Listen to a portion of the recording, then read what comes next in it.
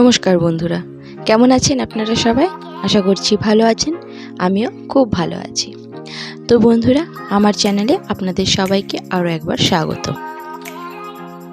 তো আজকে আমি কুমড়ো দিয়ে পোস্ত ছাড়াই পোস্ত রান্না করব। তো কিভাবে রান্না করব চলো দেখে নি যাক। তার জন্য আমি কুমড়ো আলু দুটোকে কেটে কেটে রেখে নিয়েছি আর ধুয়ে নিয়েছি।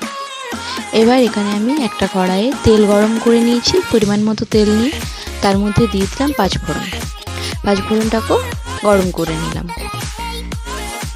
এরপর আমি এখানে দিয়ে দেবো আলুগুলো আগেই আমি লাল লাল করে একটু ভেজে নেব, কারণ কুমড়োর সাথে আলুটা খুব বেশি ভাজা যায় না। তো সেই কারণে আমি আলুটাকে আগে ভেজে নেব। এটা লাল হওয়া পর্যন্তই ভেজে যাবে। তো তোমরা হয়তো মনে করতেই পারো পোস্ত ছাড়া পোস্ত, তার মানে হয়তো আমি চারমগজ বা বাদাম এরকম কিছু একটা ইউজ করব, কিন্তু না, আমি চারমগজও ইউজ করব না, বাদামও ইউজ করব না। কি ইউজ করব সেটা জানার জন্য ভিডিওটা শেষ পর্যন্ত দেখতে হবে। তো আলুগুলো আমার লাল লাল করে এখানে ভাজা হয়ে গেছে। এবার আমি এখানে কুমড়োটাকে অ্যাড করে দিলাম। আর অবশ্যই কিন্তু খেয়াল রাখতে হবে, এখানে কিন্তু কাঁচা কুমড়োই নিতে হবে। পাকা কুমড়ো দিয়ে কিন্তু এই রেসিপিটা হবে না বা খেতে ভালো লাগবে না। তো এটা কিন্তু কাঁচা কুমড়ো দিয়েই করতে হবে। তো কুমড়োটাকে দিয়েও আমি ভালো করে এবারে ভেজে নিচ্ছি। কুমড়োটা এখানে আমার অনেকটাই ভাজা হয়ে গেছে। তো এবার এখানে আমি অ্যাড করব নুন। শুধু নুনই দেব, যেহেতু এটা পোস্তর বিকল্প, পোস্তই হচ্ছে, তো সেই কারণে আমি কিন্তু এখানে কোনো হলুদ ইউজ করব না, নুনটাই দিলাম। তো দেখো আমার কিন্তু এখানে কমপ্লিটলি ভাজা হয়ে গেছে। এবার আমি পরিমাণ মতো জল দিয়ে দেবো সেদ্ধ হওয়ার জন্য।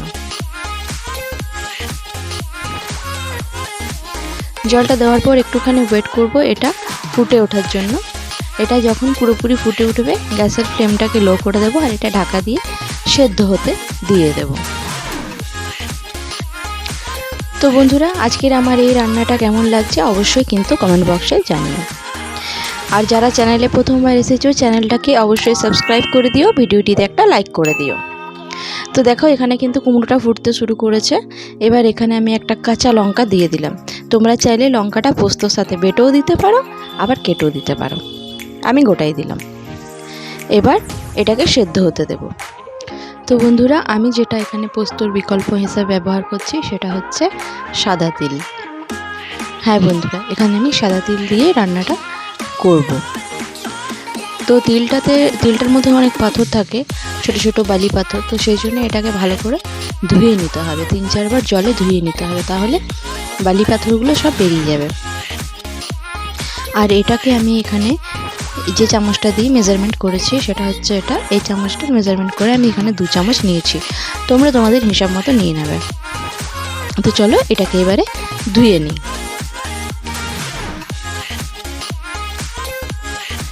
আমি কিন্তু মশলাটা শিলেই বাটবো। তো মিক্সিতেও বাটা যায়, কিন্তু আমি এখানে শিলেই বাটবো, কারণ শিলে বাটার মজাই কিন্তু একটা আলাদা, স্বাদই আলাদা। তো সেই জন্য আমি এটাকে এখানে শিলে ভালো করে বেটে নেব। তার জন্য শিলটাকে আমি খুব ভালো করে ধুয়ে আর সাদা তিলটাকেও খুব ভালো করে ধুয়ে তারপরে এটাকে বেটে নিচ্ছি। তো দেখো তিলটা কিন্তু আমার বাটা হয়ে গেছে, একেবারেই পোস্তর মতোই লাগছে, তাই না? খুব ভালো করে কিন্তু এটা জলটার সাথে আমি মিশিয়ে নেব চামচে করে। এরপরে এটা আমি রান্নায় ব্যবহার করব। তো তার মধ্যেই দেখো কুমড়োটা কিন্তু সেদ্ধ হয়ে গেছে, খুব ভালোভাবেই সেদ্ধ হয়ে গেছে। এরপর আমি এখানে দিয়ে দেব তিলটা। তো যেহেতু এটা পোস্ত নয়, এটা তিল, তো সেই কারণেই কিন্তু রান্নাটা বারবার নেড়ে চেড়ে করতে হবে। এটা কিন্তু পোস্তটা রান্নাটা নামাবার আগে দিলেই হয়, কিন্তু এটা আগে দিলে হবে না, বেশ খানিকটা আগে দিতে হবে। খুব ভালো করে রান্নাটা নেড়ে নেড়ে করতে হবে, তাছাড়া কিন্তু এর কাঁচা গন্ধটা যাবে না, আর কাঁচা গন্ধ বেরোলে কিন্তু খেতেও ভালো লাগবে না। তো সেই জন্য আমি একটুখানি সময় নিয়ে নেড়ে নেড়ে রান্নাটা করব। তো দেখো রান্নাটা কিন্তু আমার কমপ্লিট হয়ে গেছে। খুন্তির সাহায্যে একটু করে আমি কুমড়োগুলোকে এবারে মিশিয়ে দিচ্ছি, লঙ্কাটাকেও মিশিয়ে দিলাম।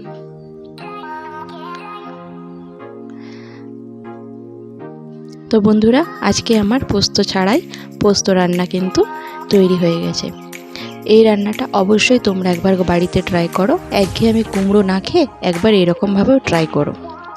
তো আজকের আমার এই ভিডিওটা কেমন লাগলো অবশ্যই কিন্তু কমেন্ট বক্সে জানিও। যারা চ্যানেলে নতুন এসছো আবারও বলছি, চ্যানেলটাকে সাবস্ক্রাইব অবশ্যই করে দিও আর ভিডিওটি একটা লাইক করে দিও। তো বন্ধুরা, আজকের মতন এখানেই টাটা।